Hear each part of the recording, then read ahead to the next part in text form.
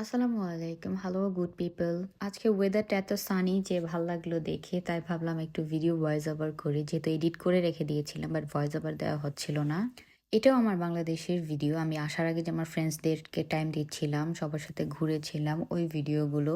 যেহেতু আমার সার্কেল অনেকগুলো, স্কুল, কলেজ, ভার্সিটি সব জায়গায় আলাদা আলাদা সার্কেল, তো আমি সবাইকে যাতে আনকমফোর্ট ফিল না করে এই জন্য সবাইকে আলাদা আলাদা করে টাইম দিচ্ছিলাম। প্রথমে ভেবেছিলাম যে আসার আগে একটা বড় করে পার্টি দিয়ে চলে আসবো, কারণ হচ্ছে সবার সাথে একদিনই দেখা হয়ে যাবে। পরে ভাবলাম যে না, এইভাবে করলে কেউই আমার সাথে কমফোর্ট ফিল করবে না, কারণ সবাই চাবে আমি যেহেতু চলে আসবো সবার নিজেদের মতো করে টাইম কাটাতে। তো সবগুলা স্টেপের সবগুলা জায়গার ফ্রেন্ড একসাথে হইলে ওরা নিজেরা নিজেরা ভ্যাবাচ্যাকা খেয়ে যাবে। আর আমার কাছে আমার ফ্রেন্ড সার্কেল অনেক ইম্পর্টেন্ট, এই জন্য আমি আসার আগে নির্দিষ্ট কয়েকদিন টাইমই রেখেছিলাম শুধু ওদেরকে দেওয়ার জন্য, ওদের সাথে মিট করার জন্য। তো এইখানে অলমোস্ট অনেক দিনের ভিডিও আছে। বাই দ্য ওয়ে, ভিডিওর ইলিশ মাছগুলো কিন্তু আবার এটার পার্ট না, ওগুলো আমি বাসায় গিয়ে দেখেছিলাম যে আব্বু এনেছিল, কারণ আমি ওগুলো ফ্রাই করে বিদেশে নিয়ে চলে এসেছিলাম। তো এখানে হচ্ছে অলমোস্ট 2-3 দিনের ভিডিও অ্যাড করা আছে। প্রথম দিন হচ্ছে আমি ভার্সিটি ফ্রেন্ডদেরকে টাইম দিচ্ছিলাম, আর এরা হচ্ছে আমার কলেজ ফ্রেন্ড। তো কলেজ ফ্রেন্ডের সাথে যেটা হয় আর কি, আমরা কখনোই একটা রেস্টুরেন্টে বসি না, আমরা সব সময় 2-3টা রেস্টুরেন্টে একদিনে ট্রাই করি, যেহেতু আমাদের দেখা খুব কম হয়। বাট লাস্টের দিকে দেখা ভালোই হয়েছিল। অ্যান্ড এইখানে যেটা হয়েছে যে আমরা কাচি ভাইয়ে বসেছিলাম, অ্যান্ড কাচি ভাই তো যেহেতু আমি চলে আসবো, সবাইকে আমি আমার তরফ থেকে ট্রিট দিচ্ছিলাম, and সবাই আমাকে গিফট দিয়েছে।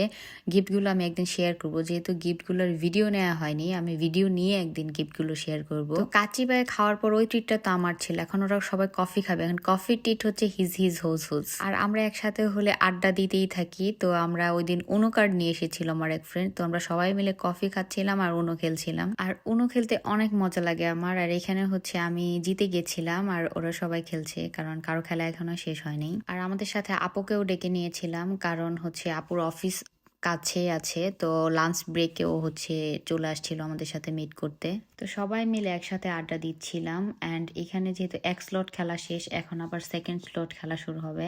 আর আমার এত ভালো ভালো কার্ড পড়ছে যে আমি দেখেই খুশি হয়ে গিয়েছিলাম। আর এখানে আরেকটা মজার ব্যাপার হয়েছে যে আমরা কফি অর্ডার দিয়েছি, তো কফি সবারটা এরকম ফুল ফুল করে দিয়েছে, বাট আমারটা শুধু লাভ দিয়েছে। তো এটা নিয়ে আমরা মজা নিচ্ছিলাম যে ওনারা কিভাবে জানলো।